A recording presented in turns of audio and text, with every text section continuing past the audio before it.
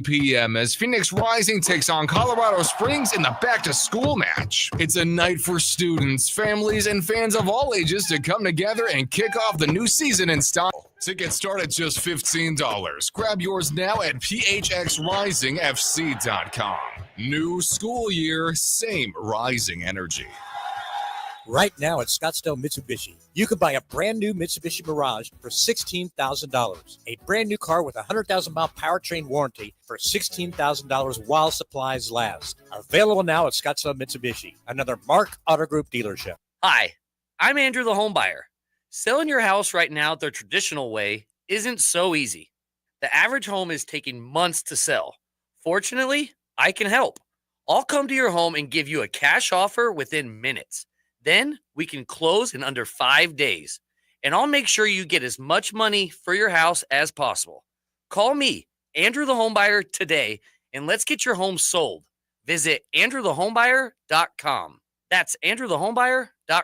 Hi, Luis Gonzalez here. Want to bet? Feel the thrill of Casino Arizona with 1,400 of the hottest slots and nonstop table game action. We make winners, no experience necessary. Join us for the best bingo in the valley with daily sessions. Indulge in all-you-can-eat Eagles Buffet or enjoy fine dining experience at the award-winning Choyo Steakhouse. Enjoy top-notch local entertainment, tribute bands, and viewing parties at CAZ Sports Bar, just off the 101 in McKellips. Casino Arizona, uniquely Arizona.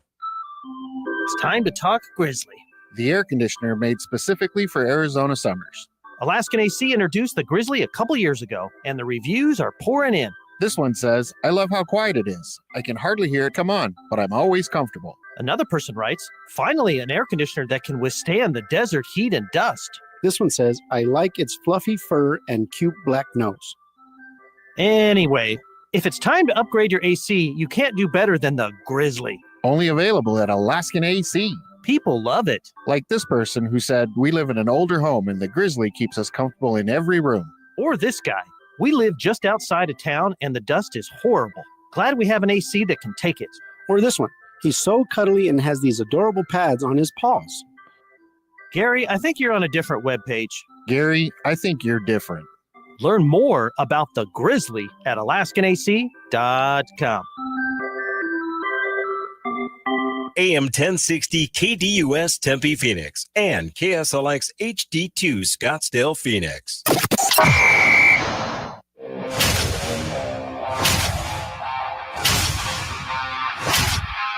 It's the lunch break.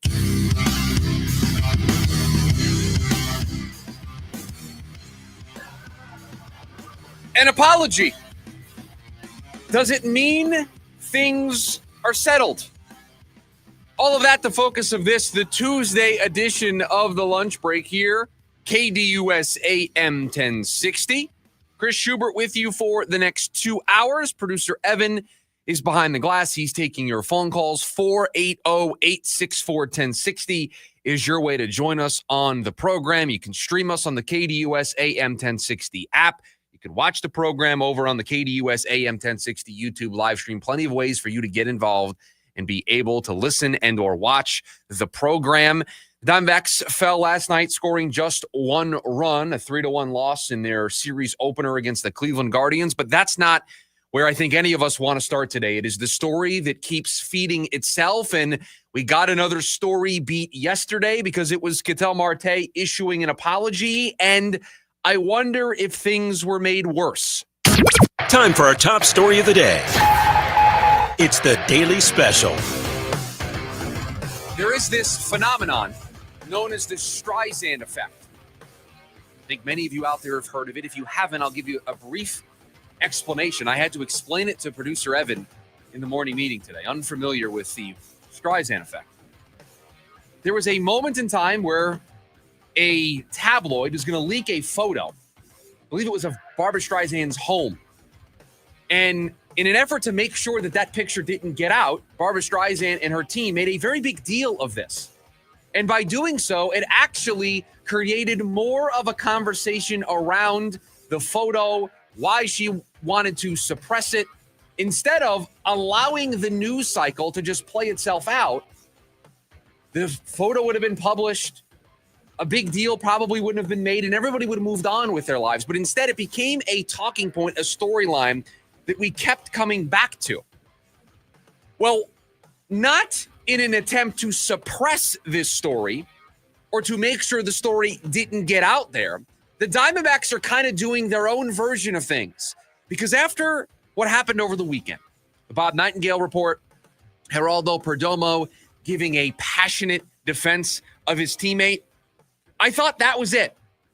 I thought that was going to be where things were going to settle. I thought that was going to be the conclusion of this chapter. I said as much yesterday that I felt like we weren't going to have any major updates to this story until the offseason came around and they made a decision about what their future was going to look like. That changed yesterday because Ketel Marte spoke to the media and he apologized for missing time and apologized for missing that time coming out of the All-Star break. Talked about being frustrated after finding out that his house had been robbed, that he intended on coming back to the team after the All-Star break, but just mentally wasn't there after everything that happened, so took some time away.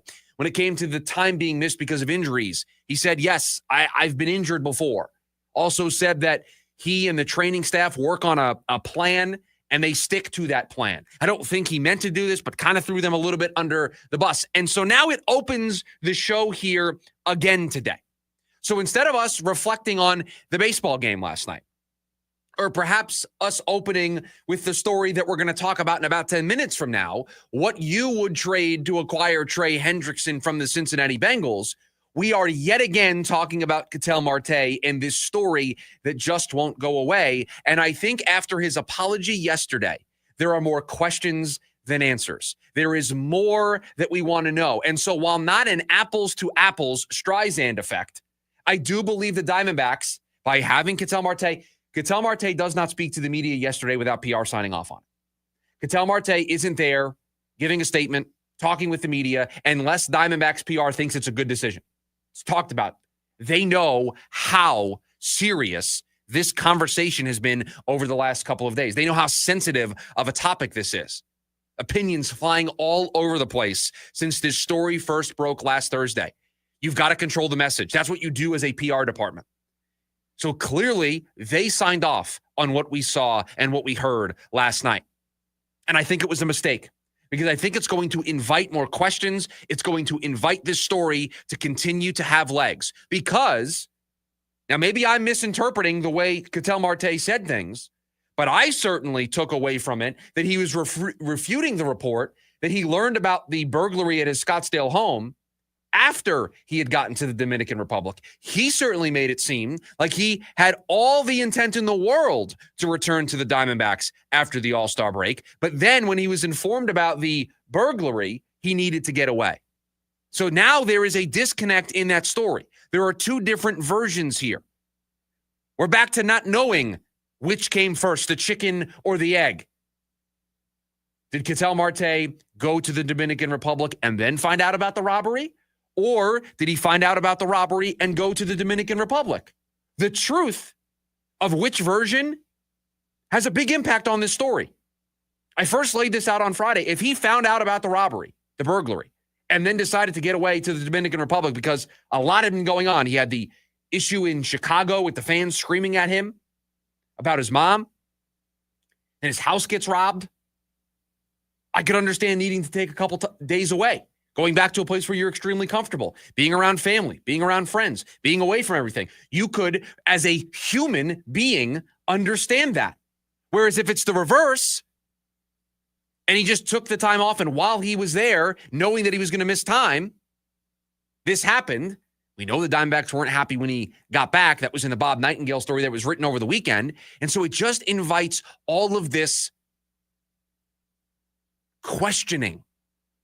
All of this unknown about what really happened here. And I think by speaking yesterday to the media, Ketel Marte gave this story a little more legs, where it would have just been easier to move on. Everybody keeps talking about Ketel Marte just wanting to play baseball. Geraldo Perdomo said, what's in the past is in the past. You could have left it there. The leader of the team spoke. The leader of the team said he just wants to play baseball. Let's all move on. That's what Geraldo Perdomo said on Sunday. We could have just moved on and played baseball. And no, it would not have settled this. We would have still had to solve this. We still have to solve this in the winter, in the offseason, but at least the focus could have shifted back to baseball. And last night, the focus was not on baseball. The focus is once again on what the real story is here and another element, another layer to this onion. If he doesn't say anything and they're at a spot where he's in, it's just like anybody who brings it up in the media then just like, okay, we're rehashing the same story.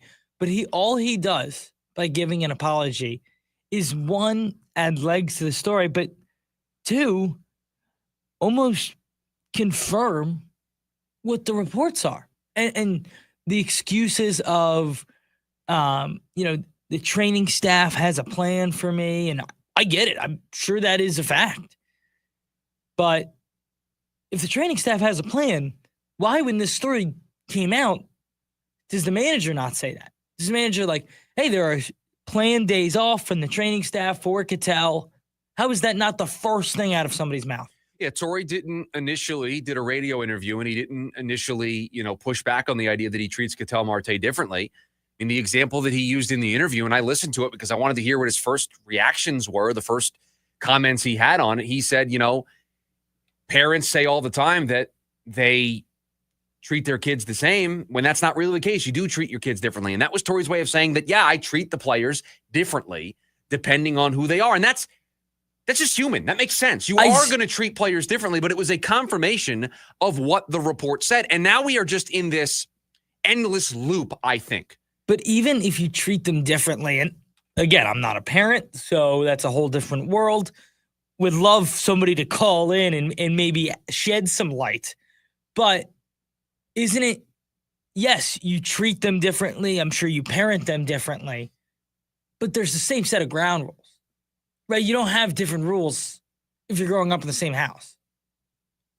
Of course. But I think what Torrey was admitting without admitting it is that Ketel Marte is treated differently. Just like Corbin Carroll's probably treated differently. Just like Eugenio Suarez was treated differently. He had a different approach, a different way that he probably dealt with and spoke to and handled things with all of those guys. I don't really have a problem with that.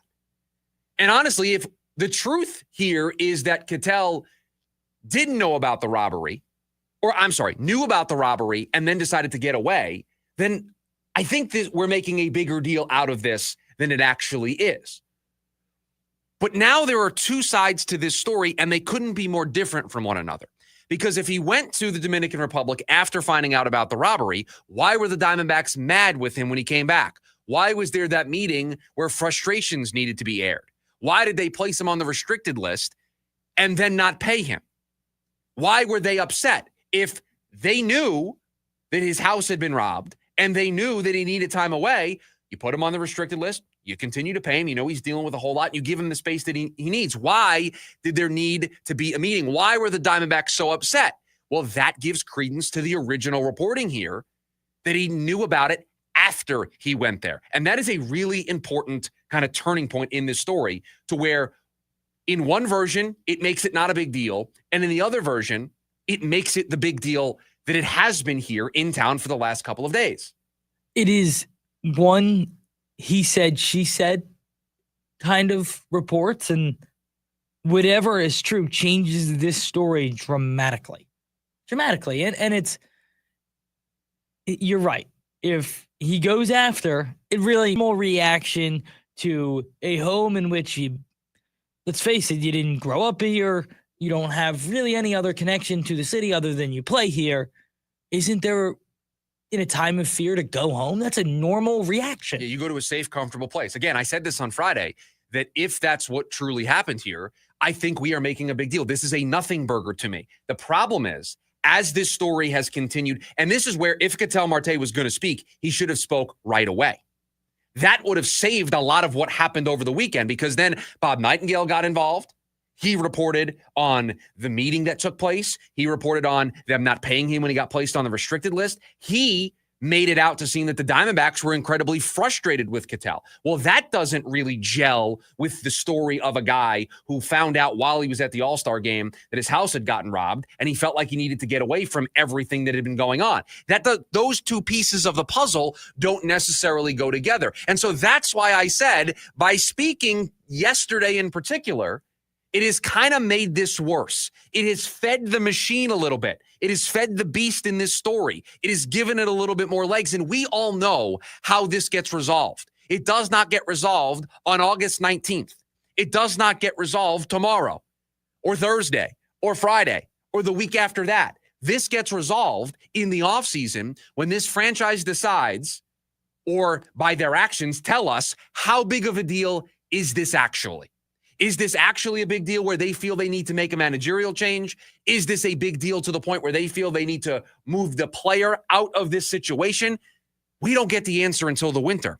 And so all you do by continuing to talk, by issuing that apology, by now kind of muddying the waters a little bit, and I don't think that was his intent, but he's telling a different version of events than the way it's being reported elsewhere. And so now reporters are going to ask questions today. Reporters are going to ask questions tomorrow. This story will not go away, at least for the next couple of days, because the beast was fed a little bit. The beast was given a little more food. Chum was thrown in the water, and the sharks are biting. You just extend the timeline of this thing. It will fade. It will. Even if they're not winning, it will fade until the offseason. And guess what? In the offseason, it's going to come back up. Well, and we said winning makes it fade automatically, because then the focus, the attention of the media is going to be on what a great story it is that the Diamondbacks are staying relevant and they're fighting back in this playoff race. But to your point, I think if you said nothing, if Geraldo Perdomo's words on Sunday were the last that were spoken on this, I think we all would have been happy with that. Everybody would have. And think about the team, too. You have to understand that football starts. I mean, you can fade this out of the news just with the Cardinals season starting if you don't bring it up again.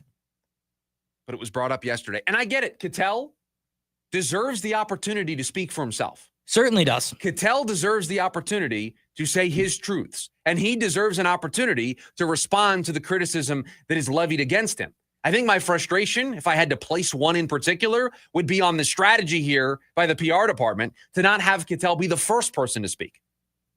To not get out in front of this. Story gets written by Pecoro. It kind of takes on a life of its own over the weekend. Ketel needed to be the one that spoke maybe on Friday or on Saturday. But to wait until Monday, to wait until after Torrey has spoken multiple times about it, Geraldo Perdomo came out and needed to talk about it. Other stories had been written since the original story on Thursday afternoon by Nick Pecoro. I think they just waited too long. And by waiting until yesterday for Ketel to speak, he might have prolonged it a little bit here. I think so, too. I think had he done this right when the story comes out, changes everything, because you're not prolonging it then, but you've waited until it's run its course. And most importantly, not only end up in a local media standpoint, but it went national. And that's the problem. Marte's apology. If you go to the MLB section on ESPN, it is the top story. It is the top headline under the MLB section of ESPN.com. And Marte apologized. There it is. That's the problem. Where what you could have done, you know, the old Friday news dump? We do the NFL news dump on Tuesdays here on the show. The old Friday news dump. Story comes out on Thursday. You could have done damage control. Ketel could have spoken immediately on Friday, and then it would have been lost in the weekend. Baseball would have been played. Perhaps that would have inspired the team to play better over the weekend. And we would have opened up yesterday and now today, and we would not be talking about it.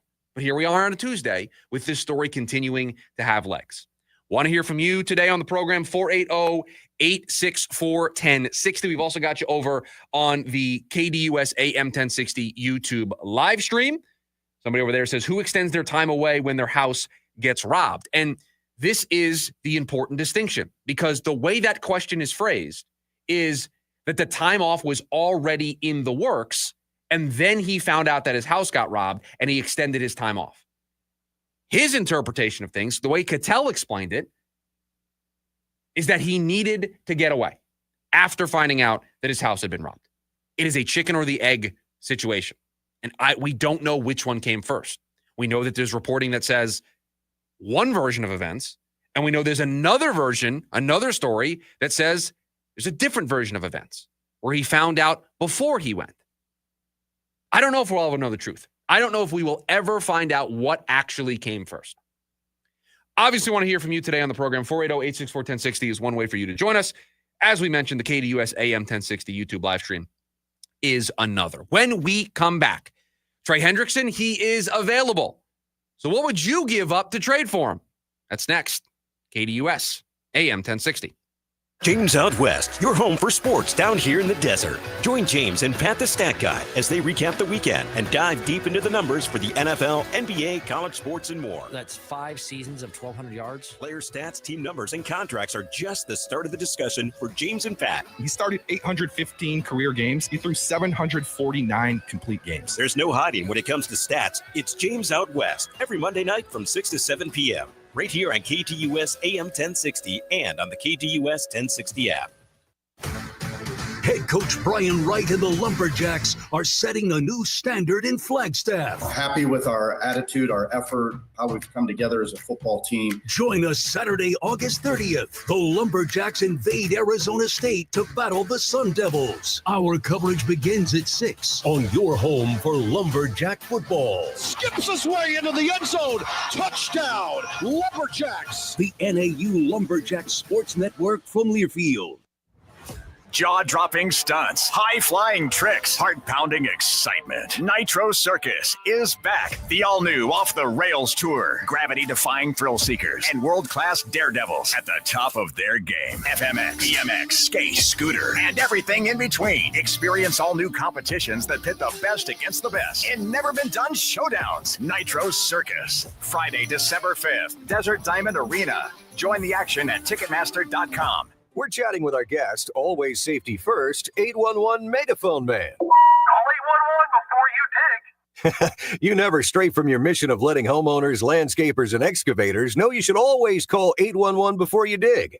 Call 811. Call for both small and big jobs. And 2 working days in advance? 811. Any parting words? And I'm guessing they will be. Call 811 before you dig. Brought to you by Southwest Gas. 811. Turn up the action at Arizona's hottest casinos.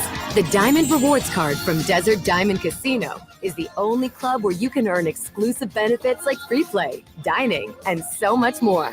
Just one card unlocks all 5 dazzling locations, including the brand new Desert Diamond White Tanks. One club, 5 destinations. The Diamond Rewards Club at Desert Diamond Casino. An enterprise of the Donna Austin Nation. Bet with your head, not over it. Call 1-800-NEXT-STEP. Jim Rome here through Rome Report, or should I say Dodger Jim? That's right. Dodger Jim is back because the defending world champs who entered the weekend looking like they were circling the drain just swept the Padres to reclaim the top spot in the NL West. I don't know what's more shocking. The Dodgers, who were playing terribly, just went right through a red-hot Padres team who had to smell blood in the water, or those same Padres who just showed up and napped it out the entire weekend. And it's not just that the Dodgers got right against their rival, it's how they did it, with guys who had been killing them stepping up. Mookie Betts finally snapped out of a season-long funk, and the arsonists in the Dodger bullpen did a tremendous job of not burning Chavez Ravine to the ground and slamming the door shut on the Pods. In other words, the Dodgers are who we thought they were, and the Padres picked a bad time to have a bad weekend. I'm Dodger Jim, and you can follow me on Instagram at Jim Rome.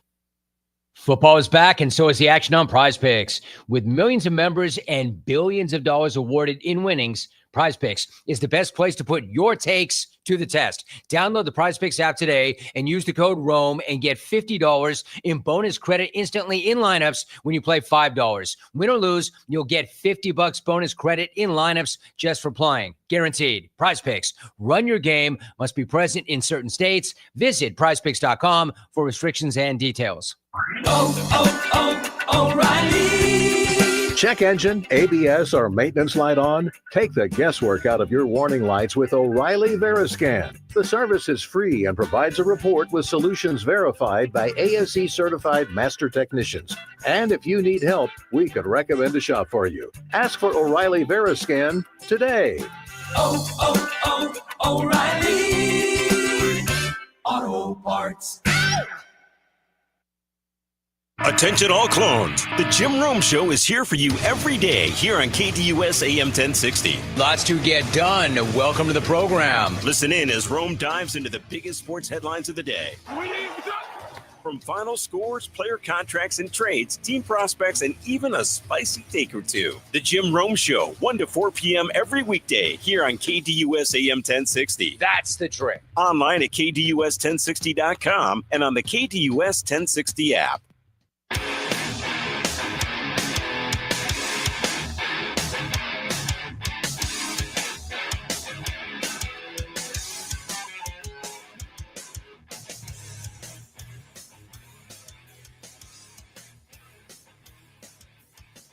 Back here on the lunch break, KDUS AM 1060. Chris Schubert here with you. Appreciate you joining us. I want to get into some football here as the Trey Hendrickson story continues to be one that many are monitoring, as the Bengals have officially said that they are open for business. They are willing to listen to trade offers for Trey Hendrickson. And Diana Rossini reported yesterday that the reported return that Cincinnati is looking for is a 2026 first-round pick and a young player. So 2026 first-round pick and a young player. So they want a piece to build around, and then they want that lottery ticket potentially in 2026. So think to yourself, would you give up the 2026 first-round pick and let's say Darius Robinson to get Trey Hendrickson? To get the guy who, over the last couple of seasons, is third in sacks, back-to-back years of 17 and a half sacks 2 years ago, led the league in sacks. Not only do you have to give up the 2026 first-round pick, not only do you have to give up the young player, but you then would have to pay Trey Hendrickson. You can't trade for him and then have him play on his existing contract. That's what's gotten the Bengals into this mess in the first place. So you may think that's a high bargain. You may think that price tag is a little too expensive. I got to give up a first. I got to give up a young player that I used a first-round pick on in our example of Darius Robinson, and I got to pay Trey Hendrickson. And if I'm paying Trey Hendrickson, it's going to be towards the top end of the pass rush market. It's not going to be a team-friendly bargain deal. Will he become the highest paid edge rusher in the sport? I don't know about that. Producer Evan, let me just read out to you some edge rushers, their contracts, and their annual average value. And you tell me when you want me to stop and we'll slot in Trey Hendrickson. You got TJ Watt getting $41 million a season. Myles Garrett getting $40 million a year. Daniil Hunter getting $35.6 million per season. Max Crosby, $35.5 annual average value. Nick Bosa, $34 million. Josh Hines Allen, $28.25 million. Brian Burns, $28.2. I think he's in that area. You think he's in the Josh Hines Allen, Brian Burns tier of pass rusher? Guy who... He might be slightly better than those guys. So does he slot in right below Nick Bosa? Probably. $34 million a season? Yeah, but I think it's a couple million less. I mean, they're overpaying Nick Bosa for what he is now. Nick Bosa got 5 years, $170 million. Yeah, part of that is what have you done for me? Not what will you do, I think. Where would I put him? I think he's around the 29, 30 million mark. So you're talking 5 years, 150? 150. If you went 4 years, it's 4 years, 120. I think that's fair. I'm going to use our fancy resource. I think that whatever I say, I bet you that resource will have a higher number. So I'm going to go to Spotrac to see if they have a projection. A projection. They normally I think it's do. going to be higher than $30 million. And he got $15.8 million last year as his base, but it was a 1-year, $21 million contract extension that had some signing bonuses. It's interesting that they don't have on here a market value for him. I'm surprised that Spotrac wouldn't have that. But I think I'm with you. And he's not the 40 million tier, even though stats-wise, over the last 2 seasons, his sack production is only behind TJ Watt and Myles Garrett. Yeah, but you watch the games. He doesn't I don't fear Trey Hendrickson like I fear those two. He is not on that tier in my mind, but production-wise, he is. Those are the only 2 guys that have beaten him. So is he going to point to Danielle Hunter's 35.6 and say, I'm better than that? Would be a fair argument to make. Could he get 36 million, 37 million? I don't think he'll reach 40. Obviously, Micah Parsons is going to reset the number here at the top of this market and get more than TJ Watt. But Trey Hendrickson is not that caliber, that tier of rusher. Is he the tier right below? Could I see him getting more than Bosa or Crosby? Yeah, I could see that. He is 30. Those guys are 28 and 29, respectfully. So that is a calculation here. We're only going to probably give you 4 years. We're not going to give you that 50 year because you're 30. And you're 30. Those guys got their deals at 28 and 29, or that's what they are right now. That's how old they are in this current moment. So we're going to slot you in at $31 million. I think he will get paid similar to what a Max Crosby gets paid. Max Crosby's deal was a 4-year, $94 million contract. With $53 million in guarantees, 26.5 was fully guaranteed. Maybe more. I think he'll get more. So does he get 400? That's $25 million. Oh, I'm sorry. That 4-year, $94 million contract extension was the first extension that Crosby signed. The one he just recently signed was a 3-year, $106.5 that makes more sense. $million contract extension. That makes more sense. Reading comprehension is important in this line of work, and I read these things out of order. So my apologies. That number feels better. The 3 years. I was just about to say, wow, the Raiders got him on a bargain. Yeah, 4 years, 94. I'd sign up for that for Trey Hendrickson. No, that was the original deal extension that he got. The new one is a 3-year, $106.5 million extension. So would I trade a 2026 first-round pick? Would I trade a young player, let's say a Darius Robinson, and give him that type of contract? That feels like a big ask. That feels like a big lift. That feels like something that the Cardinals wouldn't be interested in doing. Would I do it? Yeah, I'd do it. Because I'd leave no doubt. I'd leave no margin for error for this season. I would remove any potential pitfalls in my season because I know how important this year is to Jonathan Gannon's future, to my future. If I was the person sitting in the decision maker's chair, I know how important it is for Kyler Murray's future. I would leave no stone unturned to make sure this is the best version of this team. And if it requires a future first-round pick, guess what? If I go to where I think I can go with Trey Hendrickson, I'm picking towards the back part of the draft anyway. Maybe not, 31 or 32, but if I'm picking in the 20s, I'll be fine. I'll trade that pick for Trey Hendrickson because you know what I'm looking for with that pick? You know what I'm looking for in Darius Robinson? I'm looking for them to get the production that Trey Hendrickson has already proven at the NFL level over the last couple of seasons. So I would trade the young player, and I'd pay him the money. I wouldn't have a problem with it. Do I think that's going to be too much for this regime, for this organization? I do.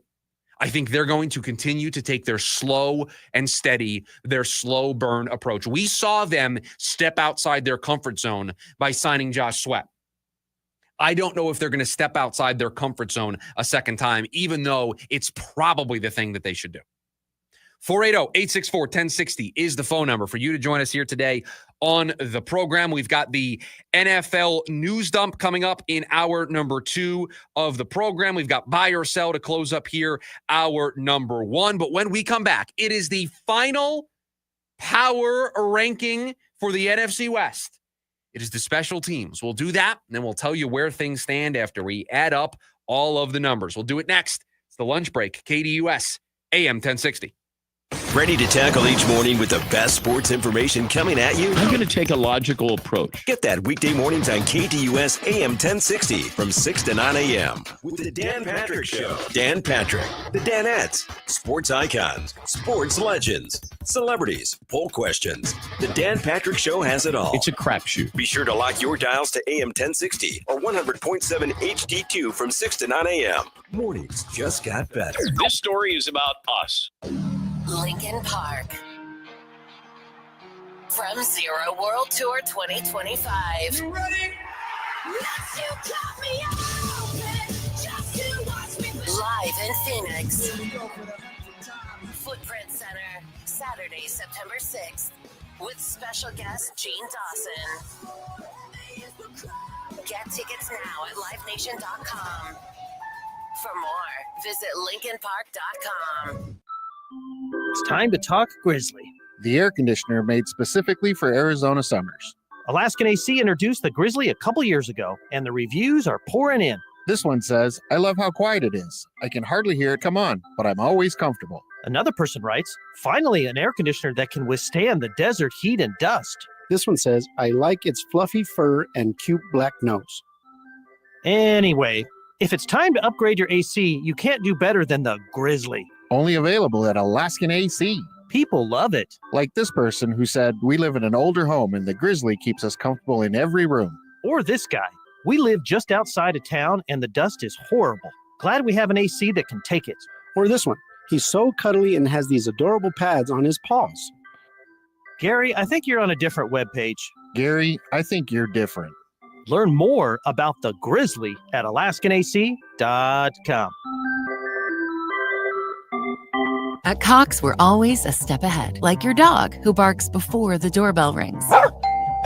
Senses trouble before there's trouble, like advanced security that blocks online threats before they happen and knows when the peanut butter's hiding medicine. That's why we keep surprises off your bill. With Price Lock, the price of your internet and mobile plan won't go up for up to 3 years guaranteed. Rates are Berkelot. Cox, a step ahead. Requires at least 500 megabits per second speeds and gig unlimited mobile taxes and fees excluded from Price Lock. Mobile data speeds reduced after 20 gigs. It's Halloween time, and the Disneyland Resort's 70th celebration is here. Spooky delights are brewing with spine-tingling cheer. A pinch of pumpkin, a dash of fright, a flicker of joy to paint the night. Watch as a giant Mickey pumpkin, a headless horseman, and happy Hans have a ball. Cars Land becomes Radiator Screams. Plus, there are seasonal favorites like Haunted Mansion Holiday and Guardians of the Galaxy, Monsters After Dark. Enjoy tricks, treats, and a ghostly invitation.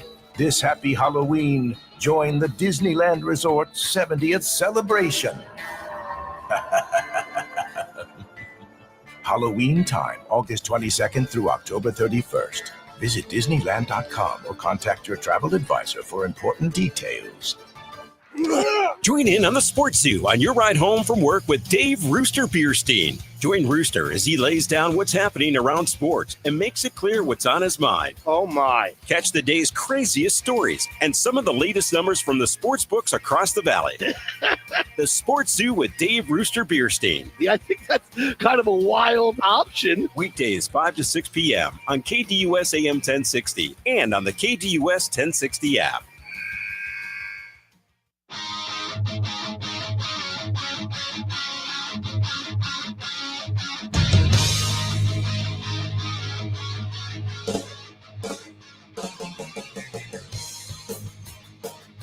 The last group for us here, the NFC West Power Ranking Series that we started a couple of weeks ago. I don't know if it's fair to say we saved the best for last because we're doing the special teams unit today, but it is the last group on the list. Now, producer Evan and I had to really come together on this and decide how we were going to approach this, because this is a position group or a group in general that's got a couple different positions wrapped up into it.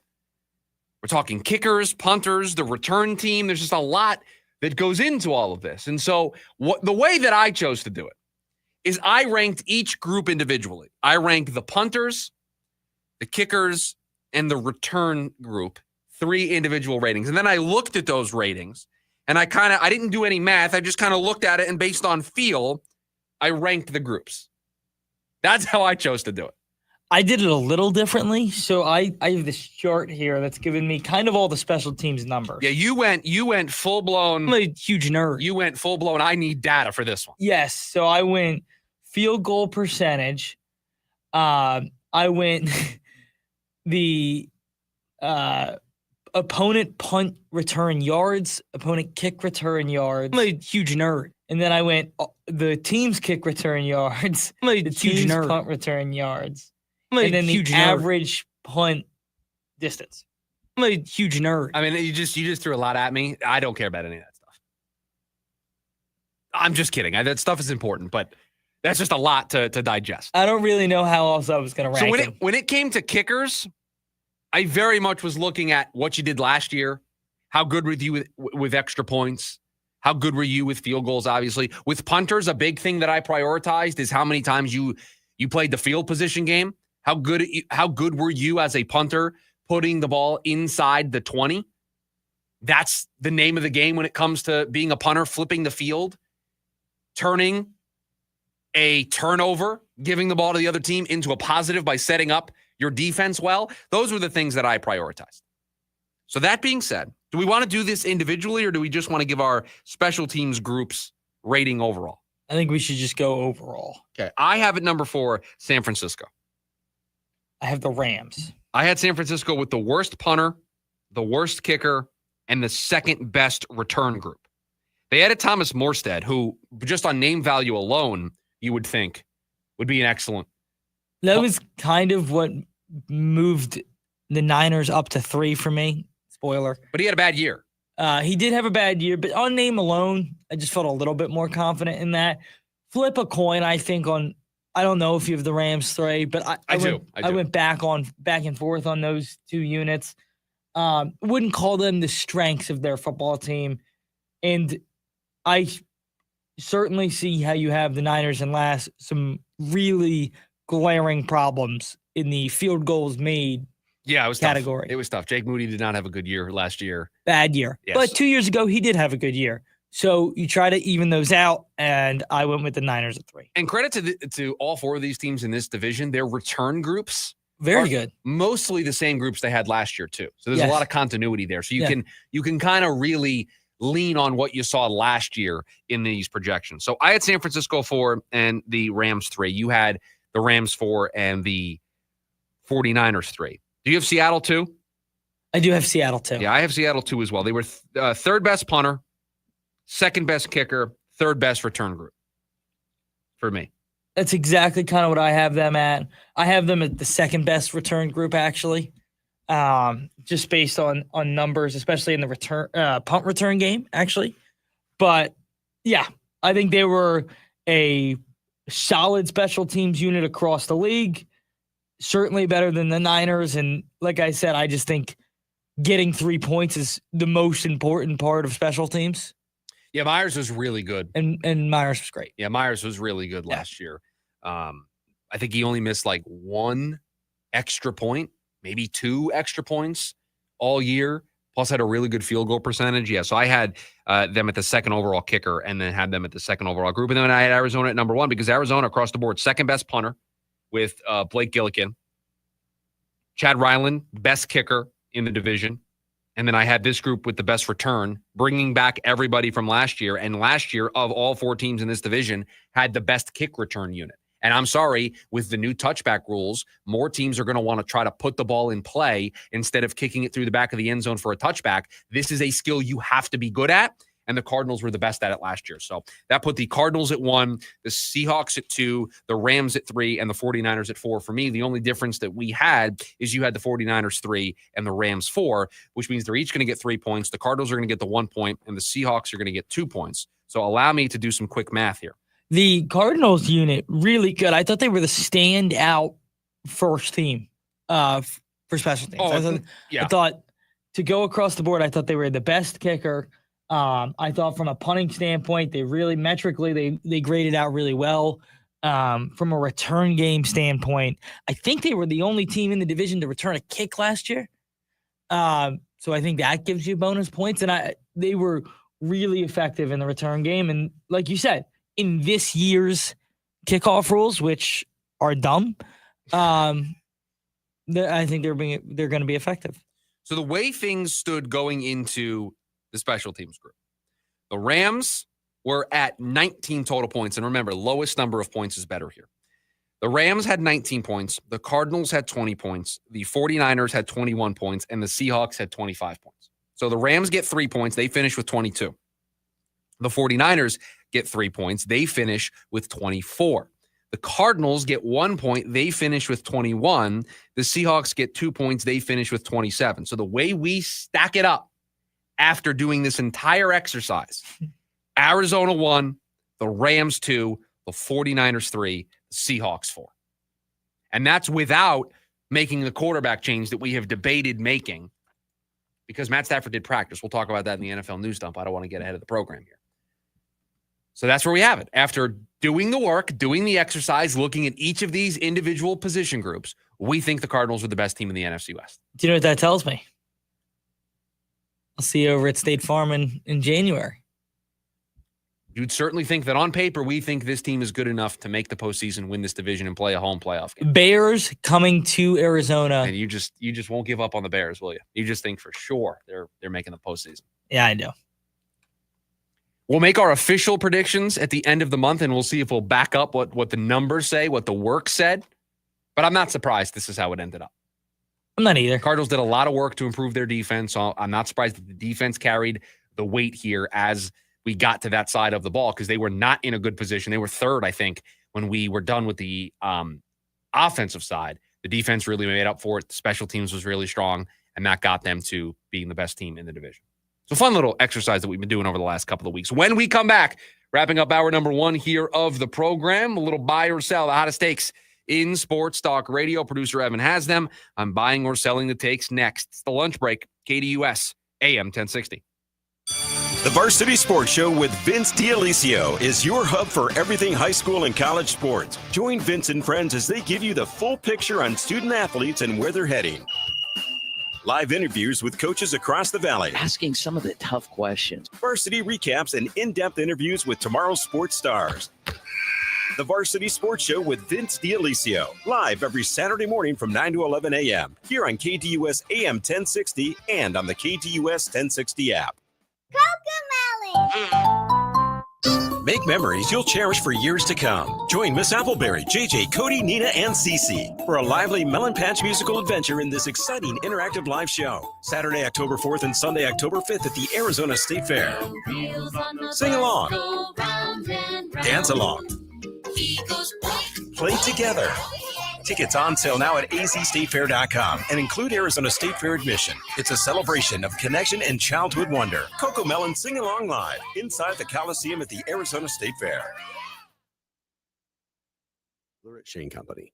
If you're shopping for an engagement ring, we want you to feel like a kid in a candy store. All of our diamonds are in stock, in-store and online, so you get to use your eyes, not your imagination. Come in and look at marquee-shaped diamonds right next to ovals and pears. As your friend and jeweler, you can trust you'll get your dream diamond at an everyday competitive price. We have the widest selection in-store and at shaneco.com because a friend knows choosing a diamond is personal. Shane Company, your friend and jeweler. Right now at Mark Kia in Scottsdale, receive a 0% APR for up to 72 months on a brand new 2025 Kia Niro EV. 0%. Or you can take advantage of $12,500 in current cash incentives on the 2025 Kia EV6 and 2026 EV9. Take advantage of this offer on our electric vehicles while we have a great selection and before these offers expire later this year. The name to remember, Mark Kia, Mark Kia.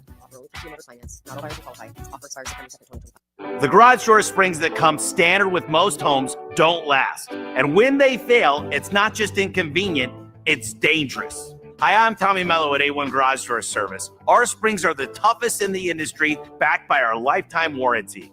That's right. Fix them once and you're covered for life. Don't risk your family's safety or your peace of mind. Let A1 replace your springs before they become a problem. From repairs to upgrades, it's A1 from day one. A1 from day one. James Out West, your home for sports down here in the desert. Join James and Pat the Stat Guy as they recap the weekend and dive deep into the numbers for the NFL, NBA, college sports, and more. That's 5 seasons of 1,200 yards. Player stats, team numbers, and contracts are just the start of the discussion for James and Pat. He started 815 career games. He threw 749 complete games. There's no hiding when it comes to stats. It's James Out West every Monday night from 6 to 7 p.m. right here on KTUS AM 1060 and on the KTUS 1060 app.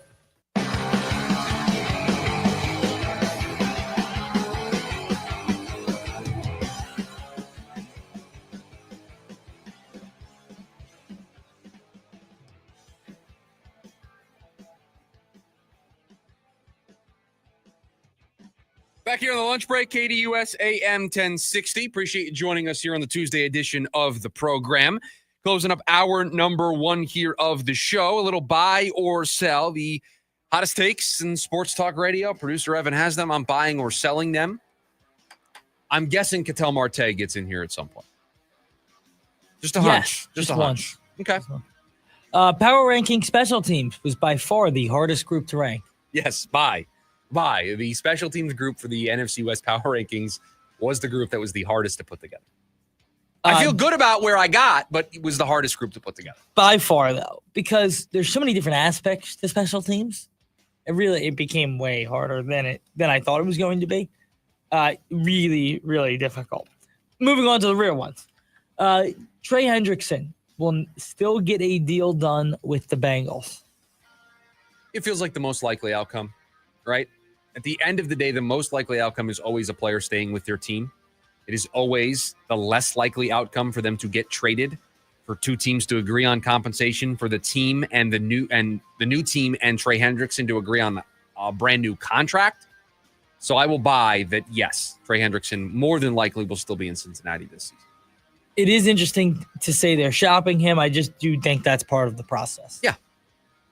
But Texas Tech is the most important game on Arizona State's football schedule this year. Would you like me to highlight some of the ones that I think are important? Sure. I know one that stands out for me. At Utah. Okay. Home against Texas Tech. Okay. At Iowa State. Okay. And then I obviously the home against U of A. Yeah. I wouldn't pick any of those games. You know what game I'm going to pick? Mississippi State? I'm going to pick Mississippi State. Problem is, you could lose to Mississippi State, still win the conference. You can't. You can't lose that game and back up all of the noise of this entire summer. I think you can. I think it's going to set a really bad tone early on. If you lose early on and then rattle off every win in the Big 12, you're still going to go get the chance to play for the Big 12 title. And if you win, you're still in. Fair, but this is about elevating this program, right? Certainly. Going to an SEC school. It's not Alabama. It's not Georgia. It's not LSU. I get it. But going to an SEC school early in the season and immediately having that follow-up to what you did a year ago is important, is valuable. I agree. So I do think that's the game I picked. It's not Alabama. It's not LSU. And knock on wood, Mississippi State, it's not very good. But it is still a road SEC game. After you had a great year early on in the season, you lose that game, you're opening the door for people to be like, there they were, flash in a pan last year. Whereas if you win that game, those conversations do not happen. They're not losing that game. I don't expect them to, but you asked me the most important game. That's the one that I would pick. I mean, last year, we're talking about last year's team, came out and dominated physically that football game. Yeah, listen, I expect them to win. But I do think where it is on the calendar, the fact that it's a road game, it's an SEC opponent, I think that game is very important. Texas Tech is an interesting story because I just think they're going to be the other biggest team in the Big 12. I think a lot of people like them a lot.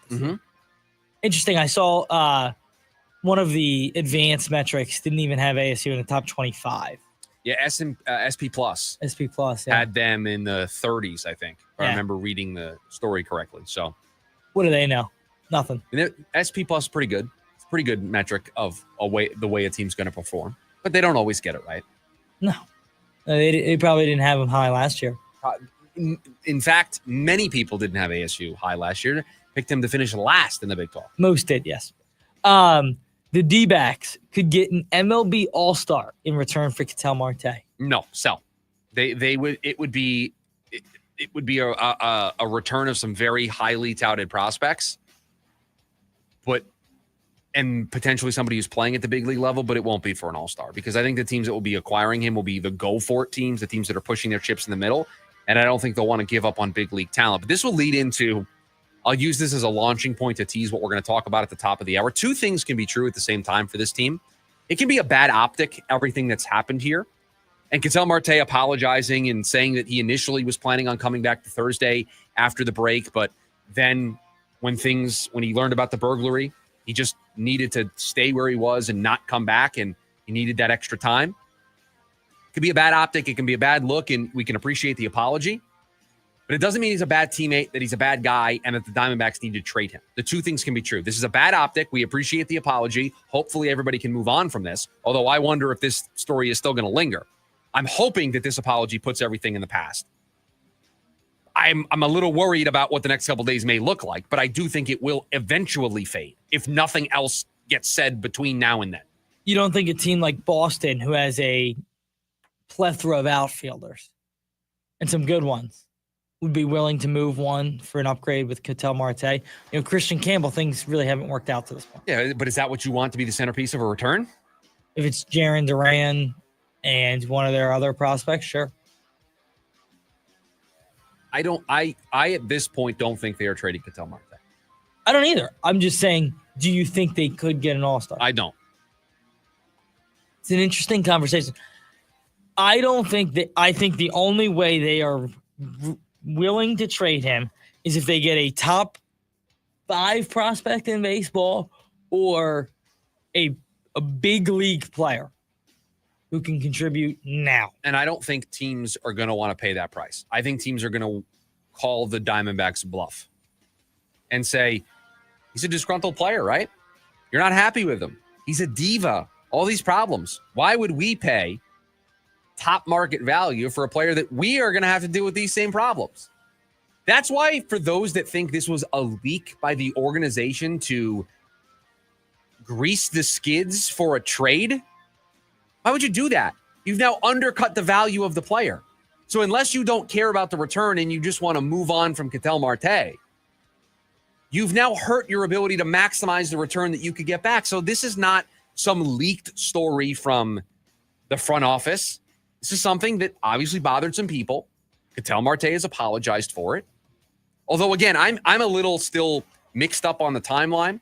Based on the apology that Marte gave yesterday and saying that he expected to return after the break, the way I'm interpreting all of this in reading and listening to more of this, plays in the All-Star game, already planned on taking a couple of days to go to the DR. Most players spend some time doing some vacation things before returning for the second half of the season. Second half in air quotes. So he goes there, and somewhere in that 2-day stretch, we don't know where. Maybe it's during the game. Maybe it's Wednesday or Thursday. We don't know specifically. He finds out that his house has been robbed because he's not at his house. He's been in, All-Star game was in Atlanta this year, right? He's in Atlanta. He's doing all the media festivities. He's there on Sundays, there on Monday, there on Tuesday. At some point, he finds out that this happens, and he just goes, I can't go back right now. And he misses those first couple of games. Now, he apologizes and said that wasn't the right thing to do, that he should have come back, he should have been with his teammates, but he just wasn't in the right place. To me, if the way I just outlined it, is it a bad optic? Yes. Does it make Ketel Marte a bad guy? No. It doesn't make Ketel Marte a bad guy. And that's why I don't think they trade him, and I think their price tag would be so high that I don't know if a team trades a all-star. That's what they're going to ask for. I just don't think they would get it back. Sure. Ted McMillan will have more or 1,000 yards or more for the Panthers in his rookie year.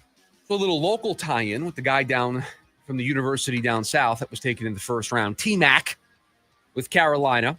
He should be the number 1, right? Certainly. I think he's going to be the number 1. I think a lot of people have, as I go back and watch him, a lot of people have the wrong idea of the type of player he is.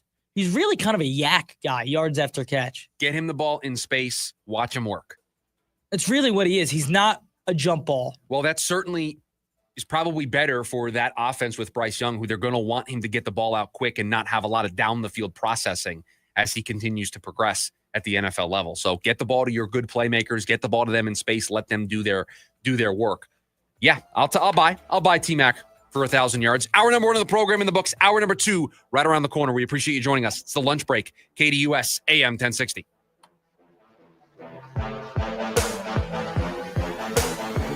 AM 1060 KDUS Tempe Phoenix and KSLX HD2 Scottsdale Phoenix. Every summer, across the valley, hundreds of our homeless neighbors die because of the heat. This is tragic, and it is preventable. None of us can stop the heat, but together we can save lives. With incredible partners like you, Phoenix Rescue Mission is able to provide life-saving water and critical care to our neighbors in need. Join us this summer and make a difference. Learn more at phoenixrescuemission.org/code red. At Sprouts, you'll find healthy around every corner and tasty on every shelf. And you know what's even more delicious? With our new Sprouts Rewards, you can earn points, explore member-only perks and personalized offers, and enjoy savings. Download the Sprouts app to join today. The summertime deals are still heating up at Mark Kia. Right now, receive 0% APR for up to 60 months on a brand new 2025 Kia EV6. That's right, 0%. The name to remember, Markia. Markia. This is the deal you've been waiting for. Offer expires September 2nd, 2025. 9 Inch Nails.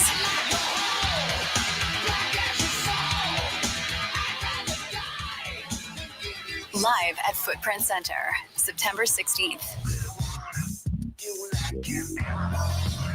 Get tickets now at NIN.com. 9 Inch Nails, live in Phoenix. Peel It Back World Tour 2025.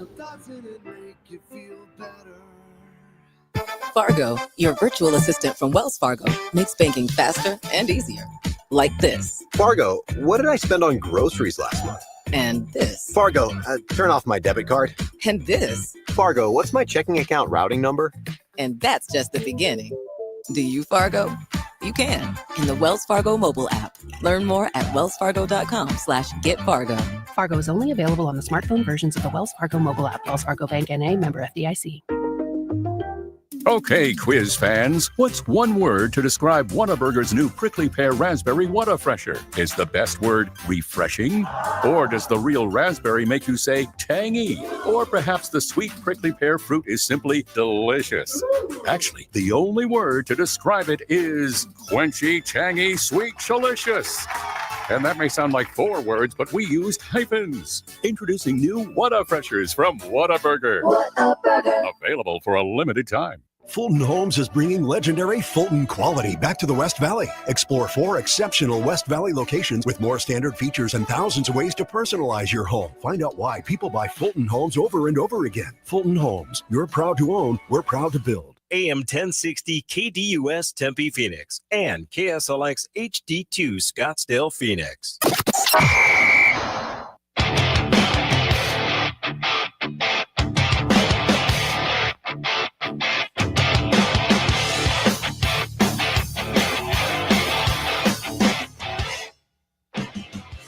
Hour number 2 of the lunch break here on KDUS AM 1060. Appreciate you joining us. Make sure you download the KDUS AM 1060 app. You can also watch the program over on the KDUS AM 1060 YouTube live stream. Also streaming the show over on the KDUS AM 1060 TikTok if you're interested in those kinds of things. I want to dive back into the Ketel Marte story to open up hour number 2 of the program. It feels like every hour, the last couple of days here on the program, we have opened with this story because I think it drives to the center of things for fans. When they love a player, when they have a superstar player that they rally behind, that they love, they want to protect that player. They don't want to dream of a world where that player isn't with their team anymore. And I think that's how we all feel. The Diamondbacks are a better baseball team with Ketel Marte on it. The Diamondbacks are better off having Ketel Marte on this team and figuring out whatever this is that's going on. I think we'd all agree with that. And that's why I said during buy or sell, 2 things can be true. This has all been a bad look for Ketel Marte. This has all been a bad look for Torey Lovullo. This has all been a bad look for the Diamondbacks organization. We would all agree nobody has looked good here. Ketel hasn't looked good because of the timing of it all, when the games were taken off. He missed some time last year. And by the way, producer Evan, I don't know if we've made this very clear, but I want us to separate the time that Ketel takes for injuries with this stretch of 3 games after the All-Star break, because they are 2 distinct scenarios. If he's hurt, he was hurt at the beginning of the season. That time off, I'm not holding that against Ketel Marte that he wasn't there. And I'm not holding it against Ketel Marte if he, the manager, the training staff, the organization, they come up with a plan, and part of that plan is him taking these routine days off. If that's part of their plan, you may not like the plan, but I'm not going to hold that against Ketel Marte. But then the manager needs to step up and say, hey, our training staff has put together a plan. Separate conversation. So we are just right now focusing on Ketel Marte. I'm not going to hold that against him. He's hurt. The team wants him to be healthy and in the lineup. And if they think the best way to do that is one every 10, 11 games or every 15 games he gets a day off, that's not on Ketel Marte. He wants to play, and that's the plan that they come up with. Torey Lovullo, okay, now we can bring back into the conversation what you're saying. It's up to the messenger of the team to deliver that message to the media. It is up to that manager to make sure that things like if the clubhouse was upset that he missed those 3 days, that's handled internally and it's handled right away. It doesn't linger to the point where the story needs to get written by Nick Pecoro and Ketel has to issue this public apology. That's a manager's job to deal with that right away if there was that frustration. You're the manager. You're supposed to have the pulse of that clubhouse. You're supposed to know. And it's a bad look on the organization because they also could have dealt with this sooner if it really was something that was boiling over. If coaches had a problem, if players had a problem, you deal with it. You don't let it fester. And then the way everybody finds out about it and the way it's quote unquote dealt with is through a story that the media writes. So 2 things can be true. It is a bad optic. It's a bad look for all the parties involved. But the other part of the sentence, the other statement that can be true, I want Ketel Marte on this baseball team in 2026. I want the best second baseman in this sport on this team. Because I don't think Ketel Marte is a bad guy. I don't think Ketel Marte is a bad teammate. Do I think Ketel Marte maybe have made the wrong decision by not coming back early? Perhaps, depending on which version of events, depending on what the truth is, depending on how the order of things went, you could make the case that he made a mistake by not coming back early, by not coming back when he originally was supposed to.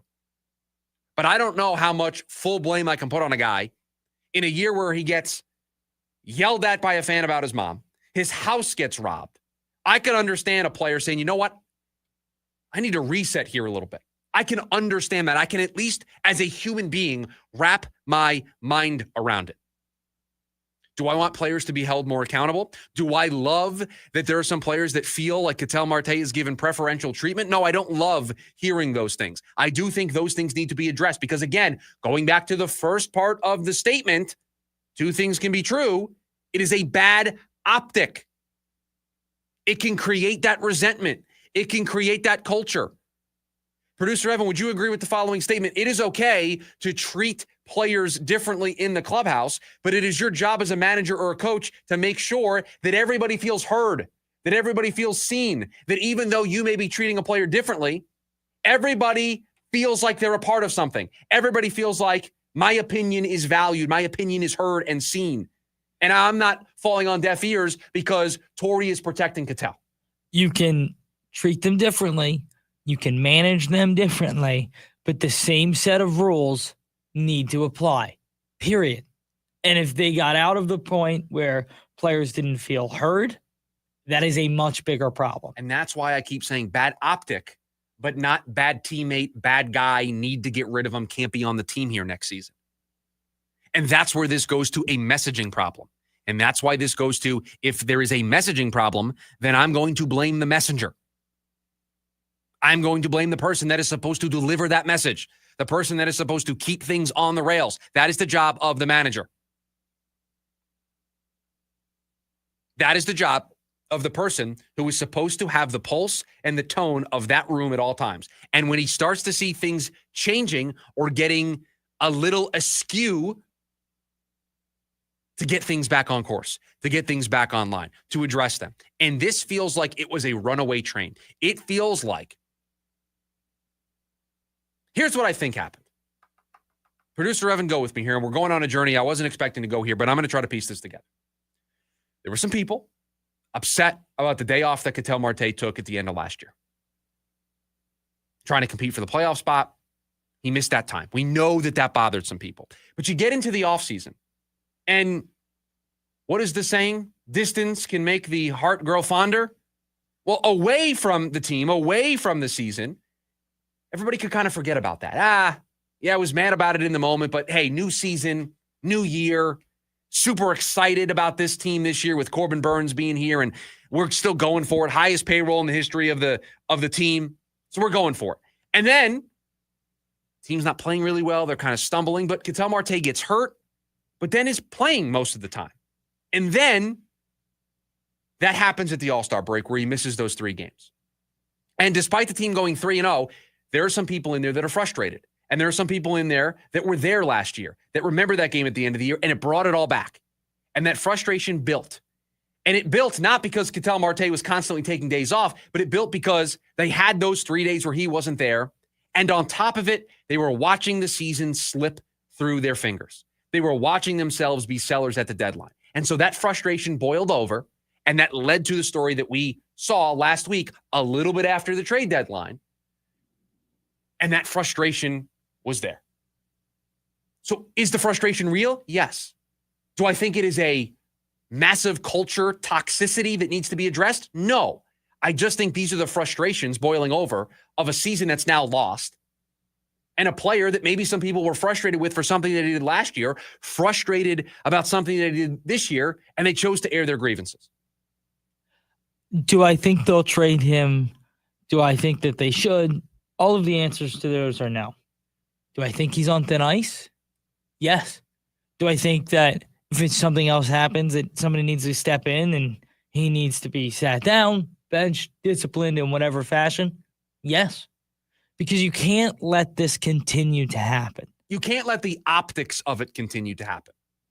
Right? Without any response. Right. You were at some point, you are letting a player walk over your organization. Or that's the way it's perceived in the media. And that is way worse than anything that's actually happening behind closed doors. And I'm glad that you made that distinction, because I think it's an important one for us to make. I don't get the sense that Ketel Marte runs the Diamondbacks organization to the point where, again, you would say he's a bad teammate or a bad guy. He's not looking out for his teammates on his team. I don't think that. I don't. I just, nothing about this story screams to me somebody who's a bad guy, doesn't care about his teammates, doesn't care about the organization. I don't get that feeling from this.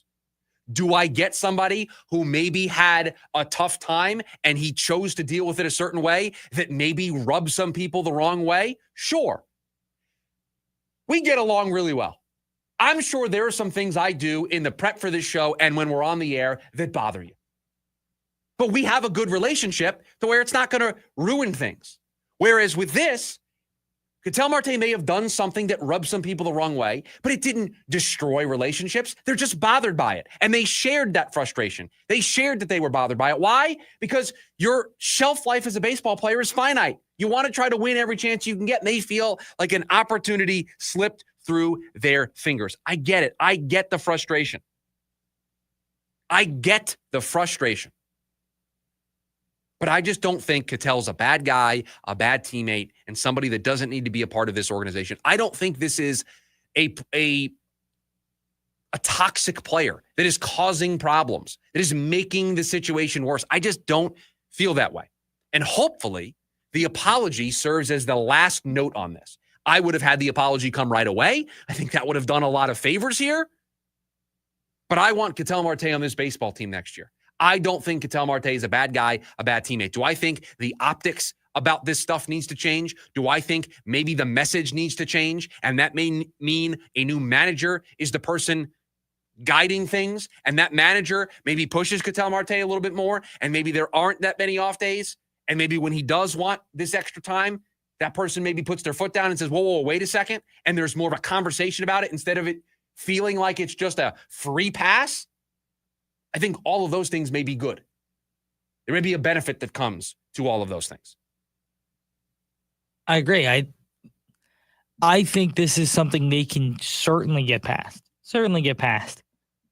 But I think there are some changes, whether it comes actually in personnel or managers or just the way it's perceived and the way that they handle things within the organization. They need to happen. Changes need to happen. And it doesn't matter really what the difference is. You can't not react to this at all. You just can't. That's a worse look to not change anything. If we did a poll right now, who's more to blame for this situation? What do you think the answer would be? Torey Lovello. I think I agree. I think I agree that that's the results of the poll, and I think I agree that that would be my answer as well. And by extension, I would say the organization is more at fault here than Ketel Marte, because if the organization really had a problem with it, then they should have said something about it. They should have dealt with it. We're all adults here. We can sit down and have a conversation. And again, there is a difference between an injury plan from the training staff on how they want to handle a player. But over on the KDUS AM 1060 YouTube live stream, it's all code over there. Shout out. New person joining us over on the YouTube side of things. Said Lovello gave Ketel the day off on Sunday. He did pinch hit late after DHing the day before. Talk about not being able to read the room. Now that's true. I can go both ways on that, right? Because I could see somebody making the argument of, shouldn't Ketel Marte say, no, I want to be in the game, to kind of put to bed this conversation? But this is the plan that they had. The day off is part of their plan with him to try to keep him healthy. But then what's worse? The manager offering him the day off or the player not saying like, hey, we need this one? I think it's the manager offering the day off. I agree. I think it shows a lot given where they're at, one, and two, everything going on. I just don't know if I was managing a baseball team, if I would go the next 2 weeks without him in the lineup. And maybe some days I would DH him to take the load off, but you can't not have him out there at all. Why do you think I keep using the phrase, it's just a bad optic? This whole story is just all about optics. This whole story is about optics. This whole story is about the way this stuff was handled, rubbing people the wrong way. To me, this is the last straw of Torey Lovello. The more I talk about it, you cannot have him manage this baseball team next year. Yeah, I think I'm starting to get there as well. It's hard because I don't think anybody has clean hands here. No. I think everybody deserves a chunk of this blame pie. Certainly. But at the end of the day, when you are the leader and something goes wrong under you, you're supposed to be the person. You are held responsible. Yeah, and you're supposed to be the person that nips these things in the bud before the story gets written, right? And you didn't. Now, do I think 3 games after the All-Star break should have led to players being frustrated? I don't know about that. I don't know. I'm not in that room, so I don't know. But sitting in this chair, knowing what we know about the context of the robbery, the burglary, and everything that happened, I can't get to a place where that would be the last straw for me, and that would be the thing that made me frustrated. And I also have started to think about this over the last few days is the frustration, is it more with Ketel or is it with Torey and the way he handles it? And then it is, skewed that way that the frustration is towards Ketel, even if it's not as much towards him as it is towards the manager. Right, because it's about him, right? And so he's kind of caught up in it. Yeah, that's a fair way to look at it too. Here's what I know, right? Here's what I know. I know I want Ketel Marte on this baseball team next year. I know that. And I believe that this apology hopefully serves as the last thing here. And I know that Ketel wants to put this behind him. I also know that Geraldo Perdomo doesn't do what he did on Sunday if he wasn't speaking for a decent chunk of that clubhouse. Because he's the leader, right? But he didn't jump in to defend Torrio. But he's not going to go in there and make those comments if he knows it's going to ruffle more feathers, right? You would assume the leader of the team is going to have a pulse. You would assume Jerry has a pretty good pulse on what that locker room is. Him saying that is at least somewhat of a full defense of we've got Ketel's back. And it was getting concerning there for a second, and nobody had said anything. I just hope that this apology can serve as the last thing we deal with about this story between now and the end of the season. And then we can get into the offseason and cooler heads can prevail. Because I was thinking about this morning, getting ready to drive in. My head is spinning about this story all the time. And I think when we look back on it 3 months from now, when there's a resolution to this, we're going to realize that we just kind of got caught up in it all every single day, that it's going to seem pretty clear to us what the right thing to do all along was when we see it in 3 months. But just when there's a constant swirl of news, I find myself being pulled in all these different directions of wanting to criticize Ketel, but then defending Ketel, wanting to criticize Torrey, but then saying, hold on, wait a second. I just find myself looking at this to go back to what I said before. Nobody's got clean hands here. And I think it's interesting, and I think you're right?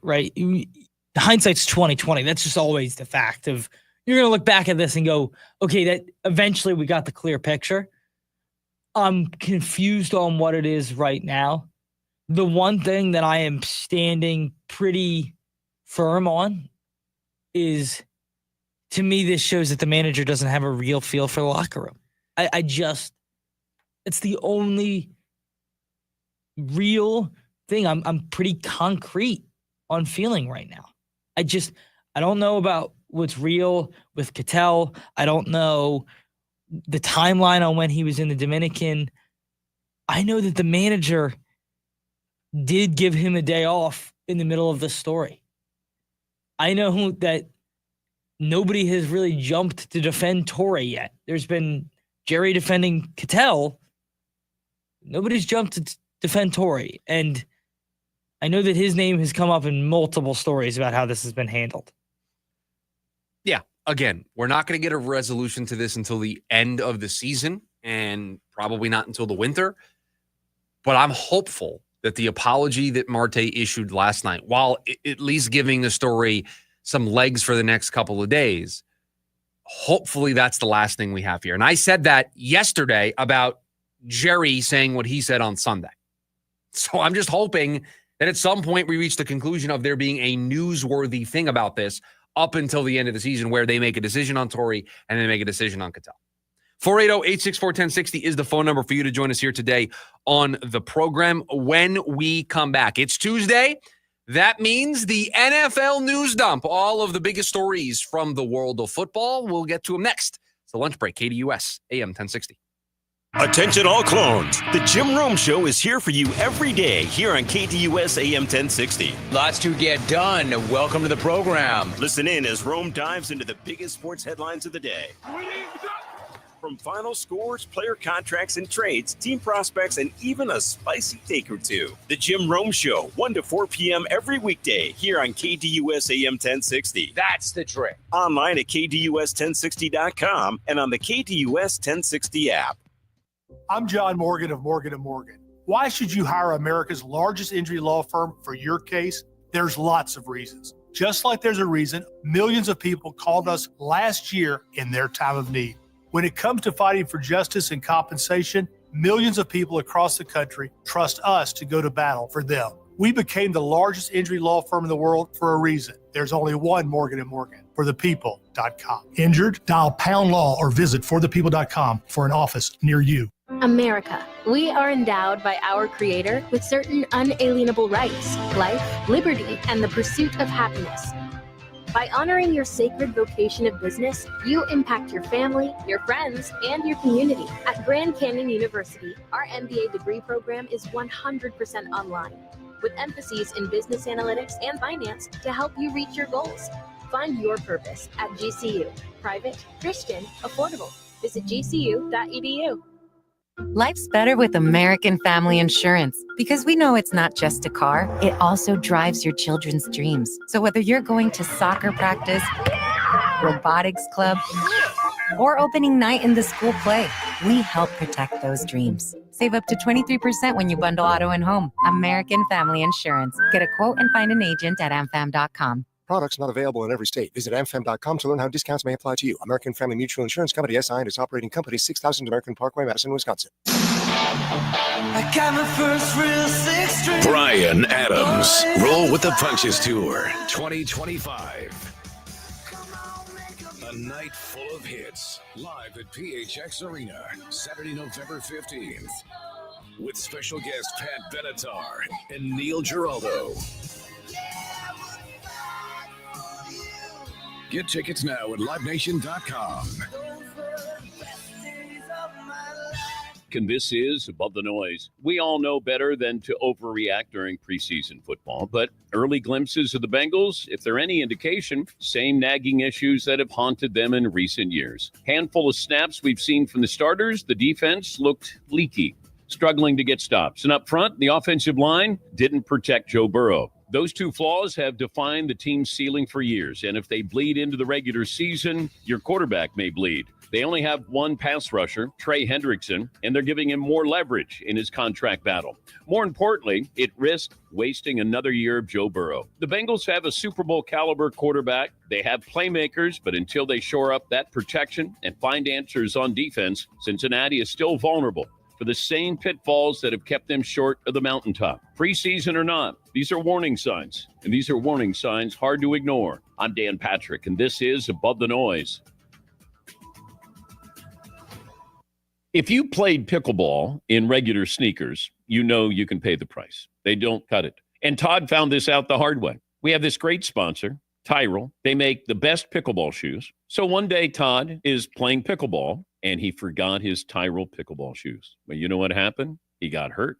He was playing in some fancy different shoes that aren't meant for pickleball, and he learned a lesson. Tyrell has everything you need to keep your feet cool. They're tough. They're lightweight. They're so solid on your feet, and you're going to wear and tear on the court, and they're ready to go. Every detail is built to help you play better. Tyrell pickleball shoes. If you want to play longer, feel better, and stop sliding around in those old sneakers, go to TyrellPickleball.com. You can look like a pro. You can play like a pro. It's Tyrell Pickleball Shoes. You spell it Tyrol. Tyrell Pickleball Shoes, the best pickleball shoes, purpose-built for pickleball.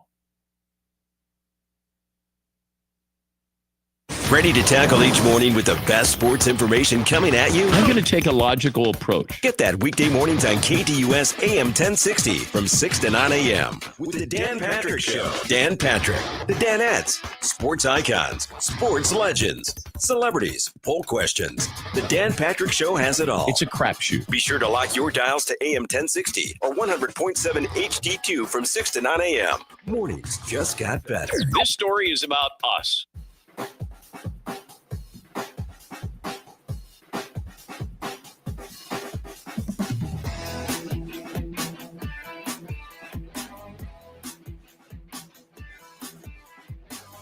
Back here on the lunch break, KDUS AM 1060. Every Tuesday, we do it. It's the NFL News Dump. All of the top stories in the world of football. Producer Evan puts them together. We discuss what is on the docket for the NFL News Dump.